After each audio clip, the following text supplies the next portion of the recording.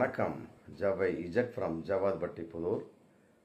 Power writer அப்படிங்கிற அந்த YouTube channel மூலமாக உங்களை மீண்டும் சந்தித்து ரொம்ப மற்ற மகிழ்ச்சி. அத்தோட எங்கள் சேனலை சப்ஸ்கிரைப் பண்ணுங்கள், பெல் பட்டன் அழுத்த மறந்துடாதீங்க. அத்தோட எல்லாத்துக்கும் ஷேர் பண்ணுங்கள். அதாவது கிராமத்தில் ஒரு பழமொழி சொல்லுவாங்க, முதல் கோணல் முற்றிலும் கோணல். ஃபஸ்ட்டு மாநாடை ஒரு கட்டுக்கோப்பான ஒரு விஷயம், அதில் கரெக்டாக நடத்தி முடிச்சிட்டாரு. அப்புறம் ஃப்ளைட் ஏறி தப்பிச்சு போயாச்சு. தாவேகா விஜய் ஃபஸ்ட்டு விக்கிரவாண்டியில், அடுத்தது மதுரையில் நடத்தினார். அது மாநாடு கட்டுக்கோப்பான ஒரு விஷயம். பட் ஒரே இடத்துல பேசிட்டு ஒரே இடத்துல போயிட வேண்டியதான். ஆனால் பொதுக்கூட்டம், தெருக்கூட்டம், மற்றபடி மக்கள் சந்திப்பு என்பது அப்படி கிடையாது. ஒரு முட்டு சந்தாக இருக்கட்டும், மற்றபடி மிகப்பெரிய ஒரு தெருவாக இருக்கட்டும், அதை பார்க்கறதுக்கு கூட்டங்கள் அதிகமாக வருதோ இல்லையோ, ஒரு குறிப்பிட்ட ஒரு கட்டுக்கோப்பு அப்படிங்கிறது அதில் உட்காராது. எம்ஜிஆரே இதை அனுபவித்த ஒரு விஷயம். நாங்கள் சின்ன பிள்ளையாக இருக்கிறப்பெல்லாம் எம்ஜிஆர் வர்றான்னு சொல்லி போட்டு ஏகப்பட்ட கூட்டம் கூடும். அவர் வருவார், குறிப்பிட்ட இடத்துல பார்த்துட்டு அப்படியே போயிடுவார், அவ்வளோதான். ஆனால் ஓட்டு விழுந்தது, சில இடங்கள் விழாமலும் இருந்தது. ஆனால் அவர் வெற்றி அடைந்தார். அதை போன்ற ஒரு நிலைமை விஜய்க்கு வரும் அப்படிங்கிற ஒரு நிலைப்பாடு, வராது அப்படிங்கிற நிலைப்பாடு. ரெண்டாவது, அதிமுக எம்ஜிஆரை பொறுத்த வரைக்கும் கொள்கை இருந்தது, சில கொள்கைகளை சொன்னார். விஜயை பொறுத்த வரைக்கும் கொள்கை எதுவுமே இல்லை. ப்ரோ கையை காட்டுறாரு, மற்றபடி எந்த பேச்சுமே கிடையாது. அரை மணி நேரம் இல்லைப்போ ஒரு 5 நிமிஷம் சேர்த்தியே பேசிவிட அரசாங்கமே கொடுத்துட்டாங்க. ஆனால் விஜய் திருச்சியில் பேசுகிற மாதிரி தெரியல. என்ன பேசுகிறாரு, நான் உங்களோடு இருப்பேன் அப்படின்னு தான் பேசுகிறாரு ஒழிய மற்றபடி கொள்கை ரீதியாக பேசலை. நல்ல வேலை பஸ் ஸ்டாண்டில், திருச்சி பஸ் ஸ்டாண்டில் போட்டு தான் சுத்தம், மரக்கடைக்கு போட்டு இவ்வளோ கூட்டம்.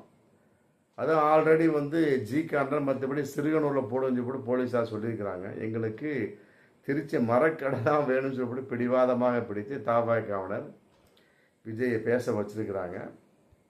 விமான நிலையத்தில் இறங்கினார், 9 சில்லறைக்கு இறங்கணுன்னு 10 சில்லறைக்கு வர்றதுக்குள்ளேயே ஏகப்பட்டது. இன்னும் திருச்சி விமான நிலையத்திலிருந்து திருச்சி மரக்கடைக்கு ஒரு 7-8 கிலோமீட்டர், அவ்வளோதான். அதுக்கு 3-4 மணி நேரத்துக்கு மேலே ஆகிப்போச்சு. தெருவங்கும் ஒரே தேவைக்காவினர், தொண்டர்கள். மற்றபடி அதை பஸ்ஸை நகர முடியல. விமான நிலையத்தை விட்டு வருவதற்கே சிரமம், பஸ்ஸு நகரில். அங்கு ஏகப்பட்ட விமானி பயணத்துக்கு போகிறவங்க உள்ளே போக முடியல. விமானத்தை இறங்கினவங்க அதிலிருந்து வெளியும் வர முடியல. குறிப்பிட்ட சில பேர் மரணத்திற்காக வந்தவங்களே இன்னைக்கு ரொம்ப பரிதவித்த ஒரு கோணமாகவும் பார்க்கக்கூடிய ஒரு சூழல் பேட்டி கொடுத்துருக்காங்க. அதாவது ஒருத்தர் சவுதி அரேபியாவிலேருந்து வந்திருக்கிறாரு. அவங்க அப்பா இறந்து போயிட்டார், இன்னொருத்தர் துணையோடு வந்திருக்கிறாரு, முடியல. ஆமாம், அந்த திருச்சி விமான நிலையத்தை விட்டு அவர் தாண்ட முடியல. அந்த அளவுக்கு இருக்கக்கூடிய சமயத்தை தாவேக்காவினருடைய ஒரு நிலைப்பாடு பிற்காலத்தை அவைகள்லாம் ஓட்டாக மாறுமா அப்படிங்கிறது மிகப்பெரிய ஒரு கேள்விக்குறி. இன்னைக்கு மொத்தம் 23 நிபந்தனைகளை கொடுத்தாங்க. அந்த 23 நிபந்தனையுமே காற்றில் பறந்து விட்டதாக இன்னைக்கு ஒரு தகவல் போயிட்டுருக்கு. அதாவது சாலையில் சாகசம் செய்யக்கூடாது அப்படிங்கிற மாதிரி, அதெல்லாம் சாகசத்தோடு தான் தாவேக்கா தொண்டர்கள் விஜயை பார்க்க வந்தாங்க. மற்றபடி வாகனத்தை தொங்கிக்கிட்டே வந்தாங்க. இன்னும் சொல்லப்போனால் அவருடைய வாகனத்திலே தொங்கிக்கிட்டு வந்தாங்க. மற்றபடி ஒரு குறிப்பிட்ட ஒரு பள்ளிக்கூடத்தில் ஆஸ்பஸ்டார் சீட்டு, அது மேலே உட்காந்த ஒன்றும் வெயிட்டு தாங்க உடஞ்சி கீழே விழுந்து, அதில் ஏகப்பட்ட பேர் சேதம். அதில் மயங்கி விழுந்தவங்க ஏகப்பட்ட பேர். அப்புறம் ஆம்புலன்ஸில் ஏற்றி அது வேற போயிட்டு இருந்தாங்க. அப்புறம் மரக்கடை பக்கத்தில் பயங்கரமான கூட்டம் இருந்ததுனால, அங்கே வியாபாரமான ஒரு இடம். அது அங்கே பயங்கரமான கூட்டம் இருந்ததுனால ஏகப்பட்ட வியாபாரிகள் வியாபாரம் செய்ய முடியாத ஒரு சூழல். அப்புறம் சென்டர் மீடியன் ஏகப்பட்ட இடத்துல பயங்கரமாக உடைப்பு. சில்வர் சென்டர் மீடியெலாம் ஒட்டச்சு நாசம் பண்ணிட்டாங்க. இங்கே எப்படி செஞ்சாங்களோ சில இடங்களில் சென்னையிலே செஞ்சாங்க அந்த மாதிரிலாம். அது மாதிரி அங்கே திருச்சியிலையும் செஞ்சுருக்கிறாங்க. அதே நேரத்தில் மின் கம்பங்களில் ஏறிட்டாங்க. ஆமாம், உடனே பார்த்தாங்க இபி ஆஃப் பண்ணிட்டாங்க. 10 மணிக்கு ஆஃப் பண்ணது காலி. விஜய் போகிற வரைக்கும் சுத்தம். எல்லா இடத்துலையும் இருட்டு தான், வியாபாரமே இல்லை. ஃப்ரிட்ஜை வச்சு வியாபாரம் பண்ணுறாங்க. ஏசி ரூமில் உள்ளவங்க வியாபாரம் பண்ண எப்படி வியாபாரம் பண்ண முடியல.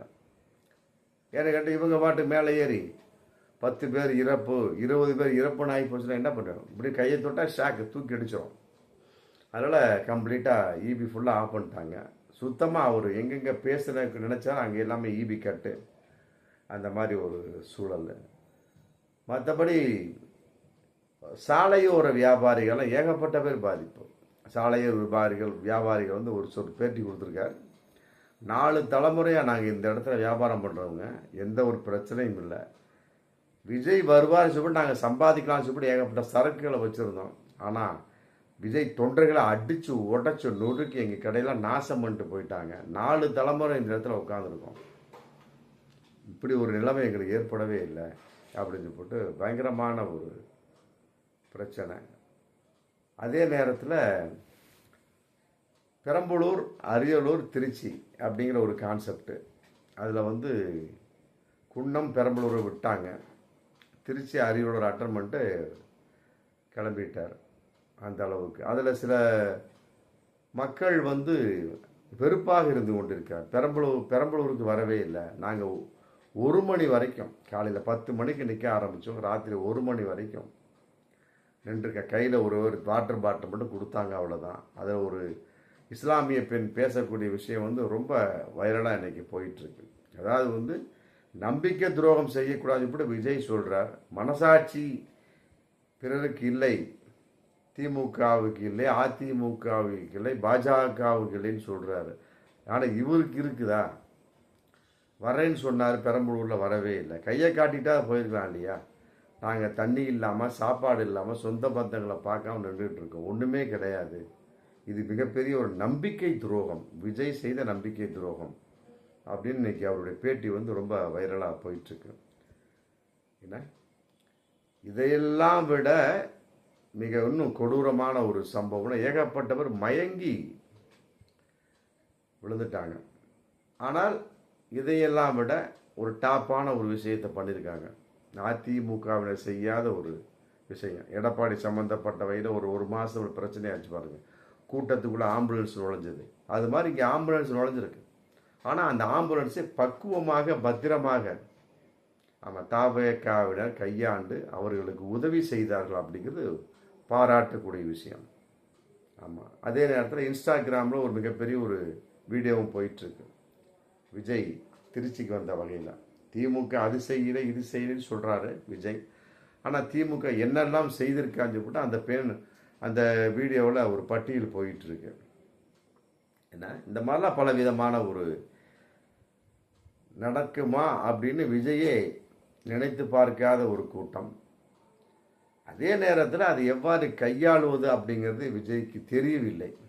ஆமாம், மிகப்பெரிய நடிகர்கள் கூட வந்தால் கூட இப்படி கூட்டம் இருக்கு அப்படிங்கிற ஒரு தகவல் இன்னைக்கு போய். நயன்தாரா வந்தால் கூட கூட்டம் வரும், அஜித் வந்தால் கூட கூட்டம் வரும், ரஜினி வந்தால் கூட இதோட டாப்பில் கூட்டம் வருங்க.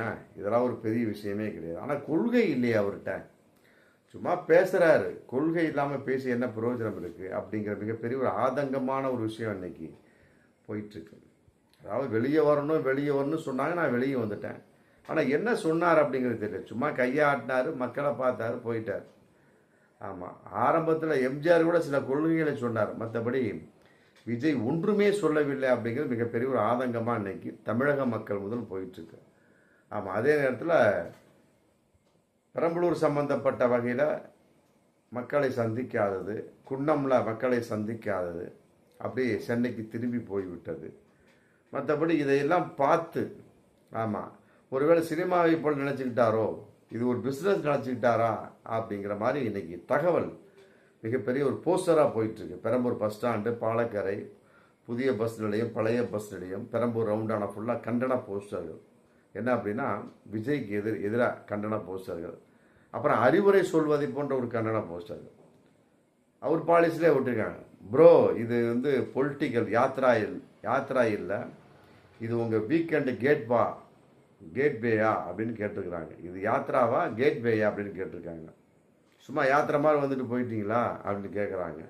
அப்புறம் ப்ரோ அரசியல் வீக் என்டரிங் ட்ரிப்பு கிடையாது, இது ஃபுல் டைம் ஜாப் அப்படின்னு சொல்லிட்டு போட்டிருக்கிறாங்க.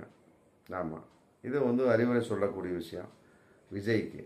அடுத்து ப்ரோ பாலிடிக்ஸ் சாட்டர்டே பார்ட்டி இல்லை, அது 24/7 ஜாப் அப்படின்னு போட்டிருக்கிறாங்க.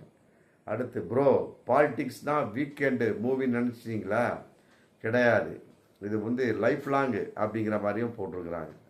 ஏன்னா இதையெல்லாம் பார்க்கக்கூடிய சமயத்தில் விஜய்க்கு வந்து கட்டாயமாக அனுபவம் இல்லை, இன்னும் வந்து அவர் தன்னைத்தானே பட்டை தீட்டி கொள்ள வேண்டும் அப்படிங்கிறது பகிரங்கமாக தெரியுது.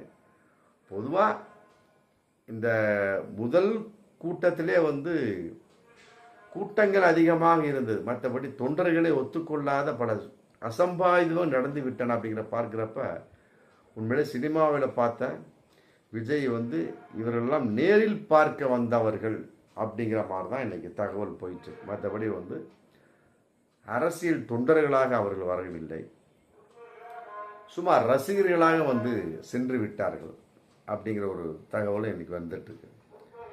அதன் அடிப்படையில் வந்து இவைகளெல்லாம் கட்டாயமாக ஓட்டாக மாறுமா அப்படிங்கிற சந்தேகம் வந்து அரசியல் வல்லுநர்களுக்கும் மற்றபடி வந்து விஜய்க்குமே வந்திருக்கும். ஆமாம், பார்ப்போம் மீண்டும் அடுத்த வீடியோ. நன்றி.